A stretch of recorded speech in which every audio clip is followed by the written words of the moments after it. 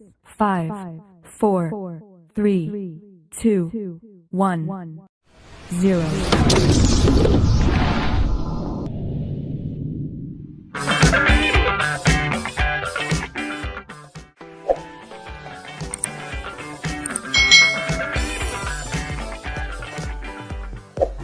Hari ini kita akan belajar bersama-sama lagi untuk adik-adik di kelas 2. Hari ini kita belajar tematik, tema 2, subtema 2, pembelajaran yang ketiga. Langsung saja ya kita ke materinya. Amati dan bacalah teks percakapan berikut. Jadi di sini ada percakapan. Nah, antara Udin dan teman-temannya ya. Yuk kita baca. Teman-teman, besok minggu ke rumahku lagi ya. Jambu di rumahku masih banyak. Kita akan membuat jus jambu bersama-sama. Baik Udin, aku pasti datang. Nanti kita ambil jambu yang banyak ya. Wah, pasti menyenangkan. Ya, ini jawab teman-temannya. Iya, kita main pesawat mainan juga ya. Ini kata si Benny yang mengajak teman-temannya untuk main pesawat mainan dari kertas adik-adik. Membuat jus jambu biji. Wah, kelihatannya enak sekali ya adik-adik ya. Jus jambu biji ini ya. Benny dan teman-teman bermain di rumah Udin. Mereka membuat jus jambu biji. Mereka berbagi tugas. Benny, Udin, dan Edo bertugas memetik jambu. Lani, Siti, Dayu, dan Mei menyiapkan alat dan bahan yang diperlukan. Alat dan bahan yang diperlukan yaitu blender, gelas, pisau, sendok, alat penyaring, gula, es batu, air, dan susu. Setelah jambu dipetik dan alat disiapkan, mereka membuat jus bersama-sama. Ibu Udin juga turut membantu mereka. Jambu yang telah dikupas terlebih dahulu ya, jambunya harus dicuci dan dikupas terlebih dahulu. Jambu lalu dipotong menjadi bagian kecil, kemudian dimasukkan ke dalam blender. Tidak lupa ditambah gula, es batu, susu, dan air secukupnya. Setelah di blender, jus tersebut disaring, lalu dimasukkan ke dalam gelas. Jusnya siap untuk diminum. Benny dan teman-teman sangat senang. Jadi ini membuat jus jambu yang dilakukan oleh Benny dan teman-temannya. Kalau kalian punya jambu biji nih, kalian bisa buat jusnya adik-adik. Ya, pasti segar sekali. Nah, di sini ada pertanyaan berdasarkan bacaan tadi. Apa yang dilakukan Benny dan teman-teman di rumah Udin? Ya, mereka membuat jus jambu biji. Bagaimana cara mereka bekerja? Tadi mereka bekerjanya bagaimana adik-adik? Ya, mereka berbagi tugas. Ada yang memetik jambu biji, ada yang menyiapkan alat dan bahannya. Jadi mereka berbagi tugas. Apa saja alat dan bahan yang mereka gunakan dalam membuat jus tadi? Nah, ini alat dan bahannya. Ada blender, gelas, pisau, sendok, alat penyaring, gula, es batu, air, dan susu. Ini alat dan bahannya. Dari alat dan bahan yang digunakan, manakah yang termasuk benda padat? Nah, pada pembelajaran sebelumnya kita sudah belajar nih tentang benda padat. Mana saja yang termasuk benda padat nih dalam alat dan bahan ini? Ya, blender benda padat. Gelas benda padat juga. Pisau benda padat. Sendok benda padat. Alat penyaring benda padat. Gula, Kak, gula itu benda apa ya? Kalau dimasukkan ke gelas kan bentuknya seperti gelas. Nah, adik-adik jangan lihat seperti itu. Lihatnya adalah dari butiran gulanya. Butiran gulanya tidak seperti gelas. Jadi gula ini termasuk dalam benda padat. Nah, sekarang berikutnya adalah es batu. Nah, es batu ini termasuk benda padat atau benda cair, Kak Citra? Nah, kalau es batu itu berarti benda padat. Tapi nanti kalau sudah mencair jadi air, itu akan menjadi benda cair. Ya, ingat es batu itu kalau dipindah tempat, jadi dia tidak akan berubah. Ya, jadi ini termasuk benda padat. Lalu air, bukan Kak Citra, air itu benda cair. Susu juga termasuk benda cair. Jadi yang termasuk benda padat adalah blender, gelas, pisau, sendok, alat penyaring, gula, dan es batu. Manakah yang termasuk benda cair? Iya, yang termasuk benda cair adalah air dan susu. Kalau es batu tadi termasuk dalam benda padat. Nanti kalau sudah mencair baru masuk dalam benda cair. Benda cair. Masih ingatkah kamu apakah benda cair itu? Apa saja benda cair yang ada di rumahmu? Coba kamu sebutkan adik-adik. Benda cair berbeda dengan benda padat.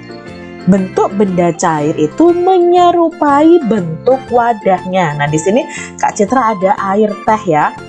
Di dalam gelas ini mau buat teh ya dia. Air di dalam gelas ini bentuknya ya sesuai gelasnya.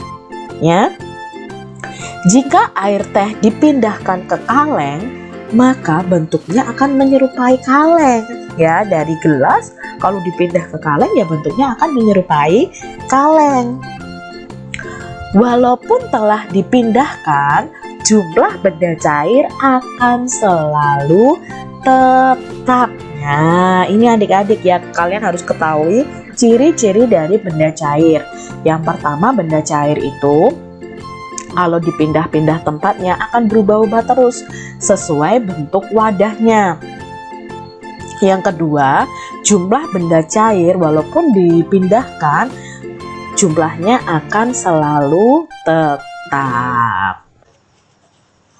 Nah, ini adalah contoh benda cair yang ada di sekitar kita. Ada madu, sirup, minyak goreng, ada saus, ada kecap, ada air, dan lain sebagainya. Nah, sekarang kita akan belajar arti suatu kata. Nah, kita pertama arti dari kata bentuk. Bentuk itu apa sih Kak artinya? Bentuk itu artinya rupa atau wujud suatu benda. Ya, jadi kalau kalian menyebut bentuk, bentuk itu artinya rupa atau wujud suatu benda. Yang kedua, ukuran. Ukuran itu apa Kak? Ukuran menurut Kamus Besar Bahasa Indonesia itu artinya adalah hasil mengukur atau panjang, lebar, luas, atau besar sesuatu. Nah, ini arti dari kata ukuran yang kita sebutkan dalam bacaan tadi. Lalu ada kata jumlah. Jumlah itu artinya banyaknya sesuatu. Ya, misalnya jumlah sepatuku ada 3, berarti banyaknya sepatuku ada 3. Misalnya seperti itu adik-adik. Perkalian bilangan dengan angka 2. Nah, kita akan belajar perkalian bilangan dengan angka 2. Perhatikan di sini ada kelompok jambu biji. Satu kelompoknya ada 3 jambu biji. Nah, di sini ada 2 kelompok jambu biji yang isinya masing-masing ada 3. Maka kita bisa membuat perkaliannya dengan 2 dikali 3. Nah, 2 dikali 3 itu bisa kita ubah dalam penjumlahan berulang untuk mencari hasilnya, yaitu 3 ditambah 3. Berapa 3 ditambah 3? Ya, 3 ditambah 3 itu 6. Maka hasil 2 dikali 3 adalah 6. Nah, ada lagi nih. Sekarang ada 2 kelompok jambu biji, masing-masing kelompoknya ada 4 jambu biji. Maka bentuk perkaliannya bagaimana? Ya, bentuk perkaliannya 2 dikali 4. Lalu untuk mencari hasilnya berarti 4 ditambah 4. Berapa 4 ditambah 4? Kalian bisa hitung jambu biji jumlahnya ya. Jumlahnya berapa itu hasilnya. Iya, 4 ditambah 4 adalah 8. Maka 2 dikali 4 sama dengan 8. Perkalian dengan angka 2 nih sama artinya menjumlah dengan bilangan itu sendiri. Jadi kalau perkalian ada angka 2, kita tinggal jumlahkan aja angka yang dikalikan 2 ini dengan angkanya sendiri. Jadi kalau yang dikalikan 2 adalah 4, ya berarti 4 ditambah 4. Kalau yang dikalikan 2 adalah 3, ya berarti 3 ditambah 3. Gampang kan adik-adik untuk perkalian 2? Kita lihat contoh berikutnya. Ada perkalian 2 dikali 2. Maka penjumlahan berulangnya adalah ya 2 ditambah 2. Berapa 2 ditambah 2? Ya, 2 ditambah 2 ada 4. Lalu ada contoh lagi nih, 2 kali 7. Penjumlahan berulangnya 7 ditambah 7. Maka 2 dikali 7 hasilnya adalah 14. 2 dikali 4, maka bentuk penjumlahannya ya 4 ditambah 4 sama dengan 8. 2 dikali 9. Nah, 2 dikali 9, bentuk penjumlahan berulangnya adalah 9 ditambah 9 sama dengan 18. 2 dikali 8. Ya, berarti bentuk penjumlahan berulangnya 8 ditambah 8 sama dengan 16. Nah, teman-teman atau adik-adik yang ada di rumah, ada yang unik nih dari perkalian, yaitu perkalian dengan angka 0 dan 1. Nah, kok unik Kak Citra? Tadi kalau kita uniknya di perkalian 2 ya, berarti menjumlahkan angka yang dikalikan 2 tadi dengan angka itu sendiri. Nah, kalau untuk perkalian dengan angka 0 dan 1 itu bagaimana Kak Citra? Nah, yuk kita lihat ya. Angka berapapun jika dikalikan 0, maka hasilnya 0 ya.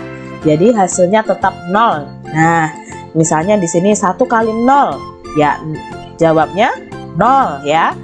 0 kali 9. Jawabnya 0 juga ya.